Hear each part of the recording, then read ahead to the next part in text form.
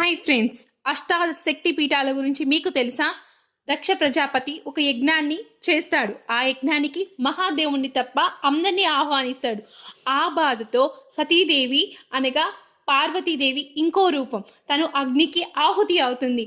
ఆ బాధని తట్టుకోలేక శివుడు ప్రళయ తాండవం చేస్తాడు. దానికి ముల్లోకాలు అనగా మూడు లోకాలు గజగజ వణికిపోతాయి.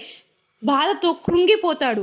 అప్పుడు మన మహావిష్ణువు తన యొక్క సుదర్శన చక్రాన్ని వాడి పార్వతీదేవిని అనగా సతీదేవిని 18 ఖండాలుగా ఖండింపచేస్తాడు. ఆ 18 ఖండాలు భూమిపై పడి అష్టాదశ శక్తి పీఠాలుగా విలసిల్లుతున్నాయి.